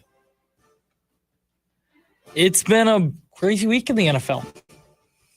No doubt about it. Let's get into it. Joe Flacco named the official Week 1 starter for the Cleveland Browns. More importantly, Adam Schefter hinted at that they may carry 4 quarterbacks on their 53-man roster. So I saw that. Are they going to carry all 4, or hear me out? I always feel like this happens. Now, I've never seen this happen with a quarterback. One of them gets hurt, in air quotes in the last preseason game. Oh, you're taking a page out of baseball's book, a little Phantom IL stint. I don't know how that would work in football. Placing somebody on IR? I mean, Shador is banged up. Yeah. Don't be surprised if he ends up on the IR. All right.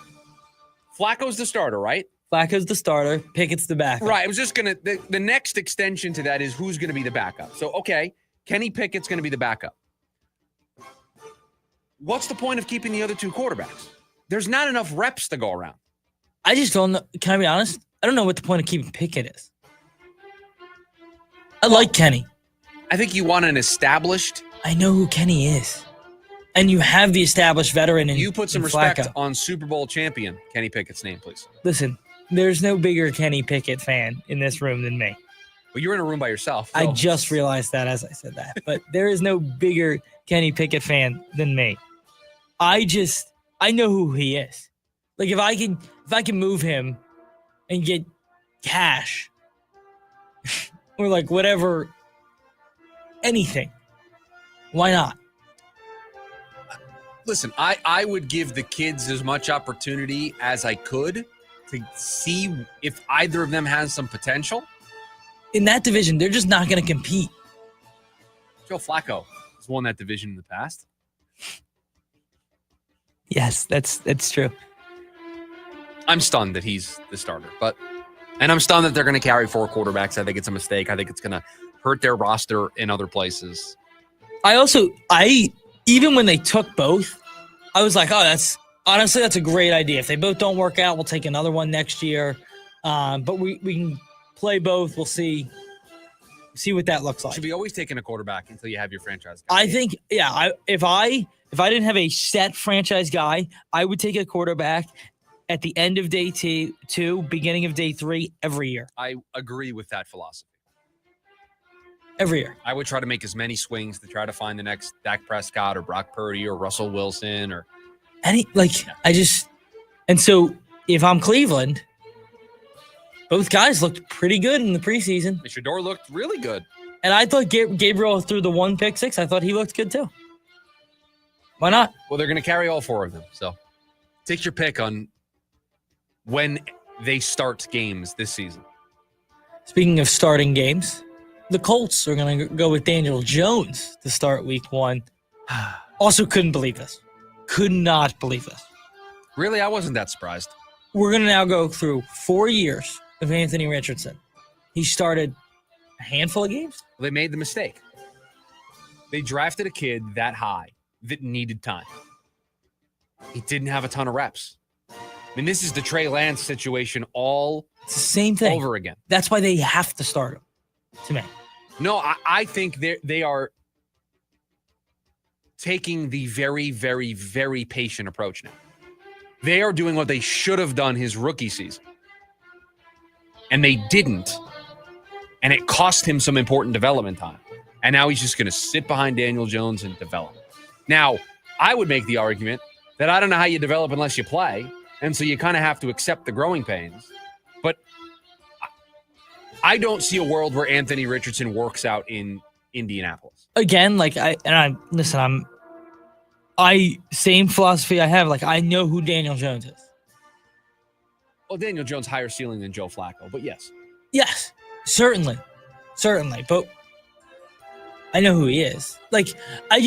The Colts to me are not a playoff team, whether they have Daniel Jones at the helm or Anthony Richardson. Go with the younger quarterback that hasn't played as much.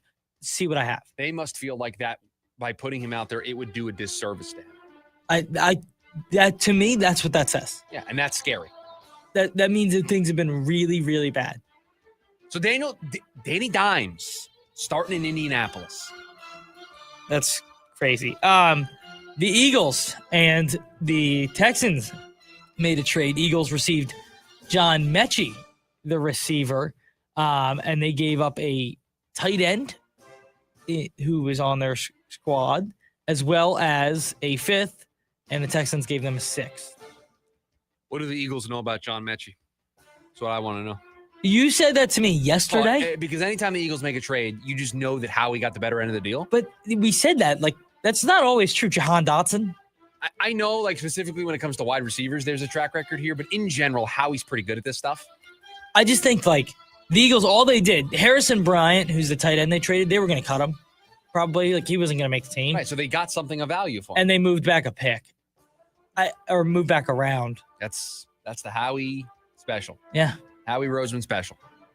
The Eagles, by the way, have 13 picks in this upcoming. They will not make all 13. They will be wheeling and dealing those selections. You think so? I do, yeah. Yeah, I think that's probably a good bet. I think they will be moving some of those picks between now and the 2026 NFL draft. Some news in LA. Matthew Stafford has returned to practice from the hyperbolic chamber. Would you look at that? Matthew Stafford out there playing football. Thought we'd never see it. There was concern we may never see it. There was a worry that we were not going to see Matthew Stafford play. This just feels like one of those things that is going to be the ultimate week-to-week thing. Yep. He's going to play, and it's going to be everybody holding their breath to see how his back feels when he wakes up on Monday or Tuesday or Wednesday. I think there's going to be a lot of prep every week to get him to play, and we'll see how long that back's going to hold up. It's going to be very much like Teron Armstead in Miami. They had to do this where he wouldn't practice throughout the week, and all of the week would be getting him ready for his body to be able to play. Tyron Smith, the left tackle who was in Dallas and then played for the Jets, same type of thing. When you have an injury like that and you have to really work at it, Tiger Woods with his back, think about all of the stuff he had to do to get ready to play. I think it was, 11 back surgeries? Yeah, and he was getting up at 2 a.m. for a round to just start his prep work. And we're talking about golf, and, like, not saying the PGA Tour isn't physically tolling, but, like, you're going to get hit. Matthew's going to get hit. I look into the crystal ball, and I see us having a segment on Thursdays. Did Matthew Stafford practice this week? Because it's going to be a week-to-week thing for them. It's going to be really, really interesting to see what they do. And you know, Jimmy G is not going to be good enough for that team to make the playoffs. I would agree. So just something to keep an eye on here as the season begins. But Stafford out there practicing, so it looks like on pace to play in week 1. That is your NFL news dump here on a Tuesday. Hey, make sure you download the KDUS AM 1060 app. You can listen for your chance to win 4 tickets to the Diamondbacks when they take on the Cincinnati Reds Friday, August 22nd. It is Hispanic Heritage Weekend. Gets kicked off on Friday. There's a post-game concert.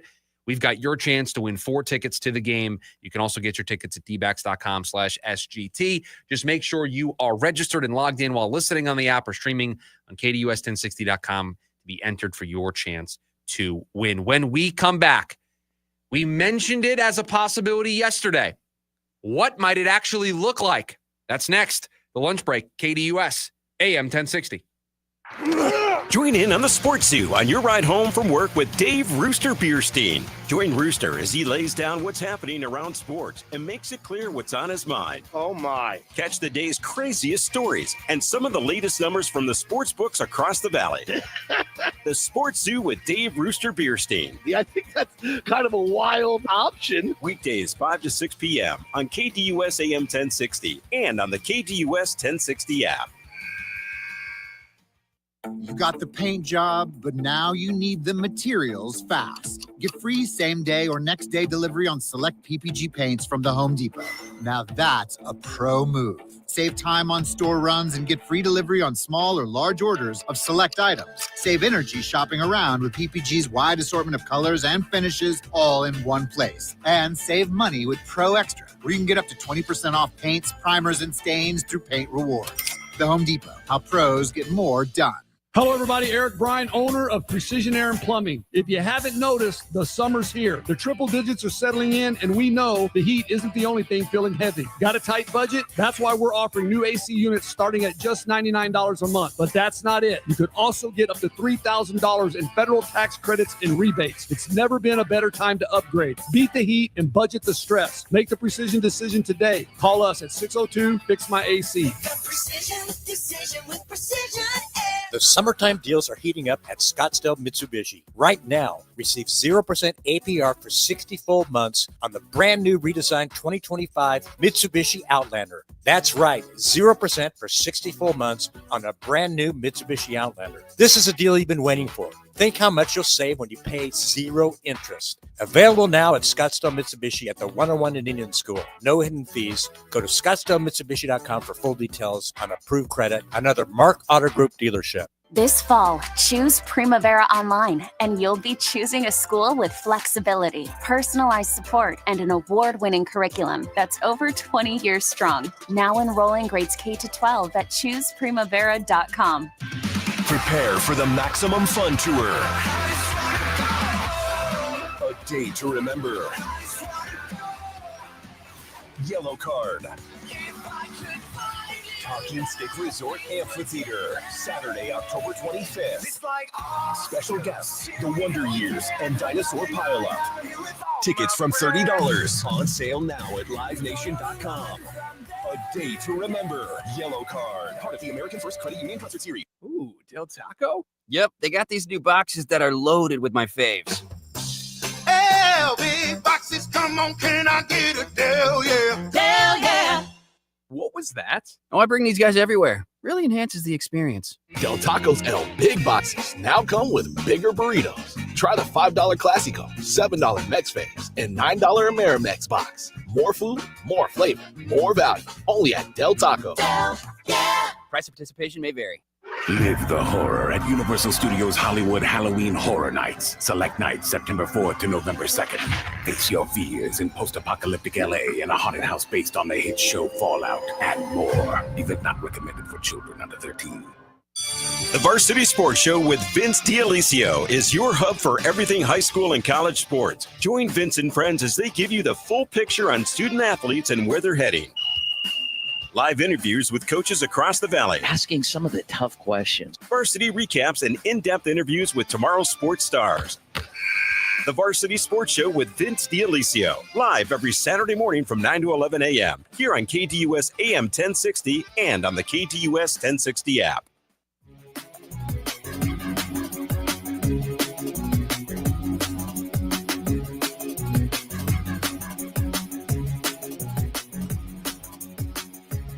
Yesterday, we talked about Rob Manfred's comments about expansion and realignment in baseball and how it could be done geographically. But let's dive a little deeper into that. Let's unpack that a little more. What might it look like? Well, lucky for us, there were a pair of pieces written that explored this, and then we have our own little twist on it, kind of combining the two. There's a CBS Sports story written yesterday that laid it out this way. And I'm going to shout a lot of team names at you and a lot of divisions, so just go with me here. But reordered MLB into 8 divisions and had 2 expansion teams, one in Nashville, one in Portland. And this is the way. And what I'm going to try to do here is convince producer Evan to get on board with this idea. I'm going to try to convince the producer of the show to be more in favor of expansion in this sport. We'll see if it'll work, but I'll give it a shot. The 8 divisions, according to the CBS Sports story. The Northeast, having the Mets, Phillies, Red Sox, and Yankees. The Great Lakes division, Blue Jays, Guardians, Pirates, Tigers. The North division, Brewers, Cubs, Twins, White Sox. The Mid-Atlantic division, Braves, Orioles, Nationals, and the Reds. And they have the Central, Cardinals, Rockies, Royals with an expansion team. They said Nashville. The South, the Astros, Marlins, Rangers, and Rays. The Southwest, the Angels, the D-backs, the Dodgers, and the Padres. And then the Northwest, the A's, the Giants, the Mariners, and Portland. So you see the geographical links there, right? Putting the Mets, Phillies, Red Sox, Yankees all together. You have the Great Lakes, all the teams that are right up there against those Great Lakes, the Guardians, the Pirates, the Tigers, and then you go north of the border for the Blue Jays. You have the 2 LA teams, the Angels and the Dodgers, the other California team in San Diego, and then the Diamondbacks, all those teams that are clustered right near one another. 90-minute flight between all of those cities? So really nice and compact for your division. So that was CBS Sports' view of it. Well, The Athletic did their own version of it today. And they still kept the American League and the National League, and they did it this way. They had the AL East as Toronto, Boston, New York, and Baltimore. They had the newly named AL North, which is Minnesota, Detroit, Chicago, and Cleveland, and Chicago in this case being the White Sox. The AL South, a brand new division that would have the Royals, Rangers, Astros, and the Colorado Rockies flipping divisions. And then the AL West, the Angels, the A's in Vegas, the Mariners, and then an expansion team in either Portland or Salt Lake City. And then for the National League, they had the Mets, Phillies, Pirates, and Nationals in the NL East. They had the NL North, the Cubs, Reds, Brewers, and Cardinals. The NL South, they had the Braves, Marlins, Rays flipping leagues, and then either an expansion team in Nashville or Raleigh. And then the NL West, Diamondbacks, Dodgers, Padres, and Giants. So those are just two versions of this. Producer Evan and I put together our version of it. I'm going full-blown NBA, East and West, baby. Here are the teams that I'm putting in the East. Cubs, Reds, Braves, Rays, Marlins, Guardians, Tigers, Pirates, Blue Jays, Red Sox, Yankees, Mets, Phillies, Orioles, Nationals, expansion team in Nashville. We're just up and down the Eastern Seaboard. Just up and down the East Coast with teams. I'm then splitting those East teams into 4 divisions. Braves, Rays, Nashville, and the Marlins. Red Sox, Yankees, Mets, Phillies, so like the CBS Sports Story had. The Pirates, the Blue Jays, the Orioles, and the Nationals. You want to talk about a division that's going to be just fantastic ratings. That's the one that I would pick. And then Cubs, Reds, Guardians, Tigers. Those are my 4 divisions and my 16 teams in the East. And then in the West. And you're seeing there's some influence here with some of the work that's already been done because I like a little bit of it. But I want to go East-West. I want to go full in on what Rob Manfred said that he was going to do. And then in the West, I've got Seattle, I've got Vegas, I've got the Giants, Dodgers, Angels, Padres, Diamondbacks, Rockies, Rangers, Astros, Royals, Twins, Cardinals, Brewers, White Sox. And then I have either Portland or Utah. I think I picked Portland in this example. My first division, Seattle, Portland, Vegas, San Francisco. My second division, the 2 LA teams, San Diego and Arizona. So like the CBS Sports Story. Then I have Rockies, Rangers, Astros, Royals. That's the division that was created, the AL South in the Athletic Story. And then I have Minnesota, St. Louis, Milwaukee, and Chicago. I want to have 7 playoff teams, the 4 division winners, and then 3 wildcard teams. I want you to play 42 games against your division. I want you to play 48 games against the teams in the opposite conference. So 1 3-game series against everybody, against all 16 teams on the other side. And then you're going to play 72 games against everybody else in your conference. So if you're, let's say, the Arizona Diamondbacks in this example, you're going to play 42 games against the Padres, Dodgers, and Angels. You're going to play 1 series against everybody in the East. Some of them are going to be in your place. Some of them are going to be in their place. And then 72 games against all 12 of the other teams in the conference. You can check the math. We feel pretty strongly about it. Producer Evan helped run the numbers, and that's what we settled on. So a true East-West. I'm getting rid of American League, National League. I'm going with these divisions. I'm expanding the playoffs to 7 teams, 4 division winners, 3 wildcard teams, and you're going to play 14 games against every single team in your division, which I believe is 1 more than everybody plays now because they play 13 against everybody in their division. I think that's right. I solved baseball. I don't know if you solved it. I would like to keep American and National League. So you are more in line with what the Athletic Story looked like this morning. I think that'd be better. I think that'd be cooler. I like the American and National League, and I know they're not different anymore with the universal DH, but I still like the American and National League. I think it's fun. And the East-West thing, not a fan of. Just never really have been. I like some of these divisions, though. Atlanta, Tampa Bay, Miami, and Nashville, that's fun. Atlanta, Tampa Bay, Miami, and Nashville. Tell me who's going to win that division every year. Oh, Atlanta for the next decade. This has to come with a new financial model. It has to. You're looking at these divisions and you're like, okay, Atlanta's going to dominate that division for the next 10 years. mean, obviously the toughest division is Red Sox, Yankees, Mets, Phillies. Like, that is a really tough division. It doesn't even matter if there's a new financial mark. Like, that's just, I mean, division's crazy. I really like this. I really like the way we have it laid out. I like the way the Athletic has it laid out, keeping National League and American League and having the East, South, North, and West. The CBS story leans more towards what I was doing, which is the East-West. I took it a step further. We're expanding the playoffs. We're changing the way the scheduling is done. We're still playing 162. But this is the type of stuff that needs to be discussed. It needs to be aired out. We need to talk about it. We need to say, hey, this part of it we like. This part of it we don't like. Because these types of changes are coming to the sport. This is all under the aspect of a expansion now. Two expansion teams going from 30 to 32. So we're what? With no announcement, nothing yet. 5 years from 2 expansion teams? Well, we feel, and I'm speaking the we in this case is Major League Baseball. If we're Major League Baseball, we feel Tampa is solved, right? Going to sell, new owner, it's going to keep them in Tampa, building, no problem there.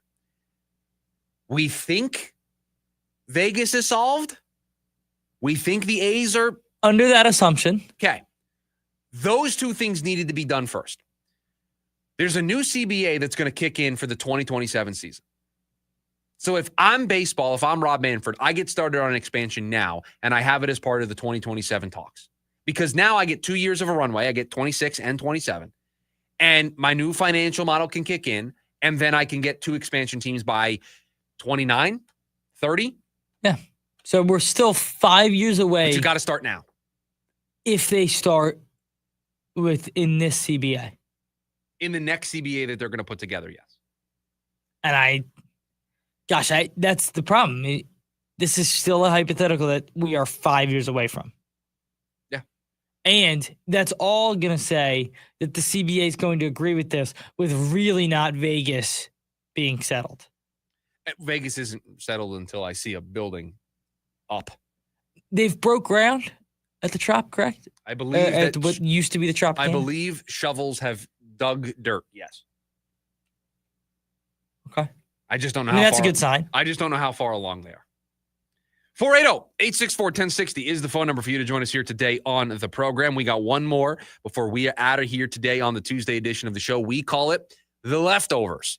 It is all the stories that we didn't get to throughout the course of the program. We will get to them next.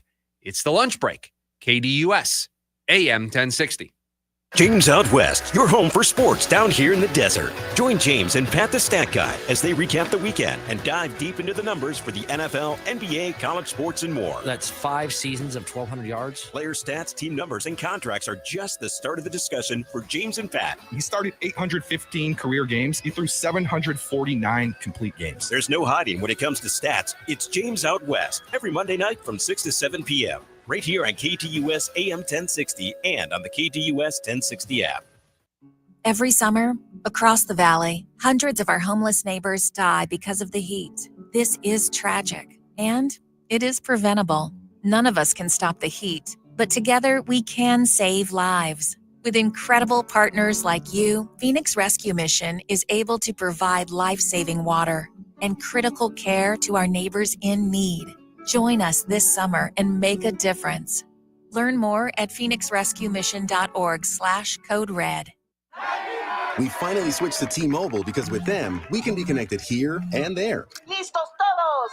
Estas son las mañanitas. Now we just need to harmonize. Switch today. Get 4 Samsung Galaxy S25 phones with Galaxy AI. Plus, get 4 lines for just $25 per line. Visit a store, T-Mobile.com, or call 1-800-T-Mobile. 1-800-T-Mobile.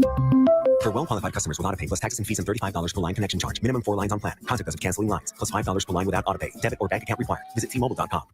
Hey, it's Austin Clark, owner of Moxie Pest Control. You know, most pest control companies use the same products we do. That's not the difference. But what is the difference is how we treat people. At Moxie, kindness counts, and it shows in every visit, every conversation, and every one of the 6,500 plus 5-star Google reviews our customers have written. Our field experts aren't just trained to handle pests. They're trained to treat your home, your family, your pets, and your time with the kind of respect you deserve. And our services come with a pest-free guarantee. Our methods and service just work better because our people are better. So if you want a pest control company you can trust in and around your home, give us a call. We offer same-day services in most cases, and we'll even give you 50% off your first service when you call. Call 888-MOXIE-10. That's 888-MOXIE-10.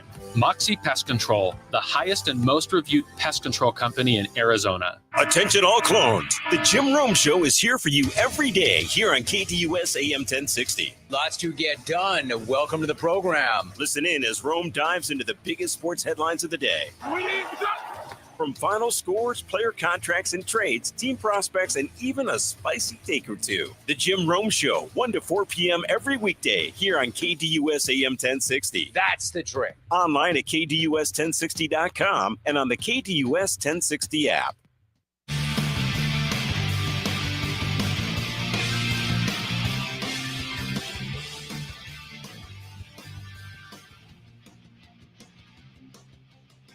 Back to wrap up today's edition of the show. It is the leftovers, all the stories we didn't get to. Producer Evan has them, compiles them all together. We go through them rapid fire right now before we hand things off to Jim Rome at the top of the hour. So, with only a couple of minutes in front of us, I will pass the baton. What is in the leftovers today?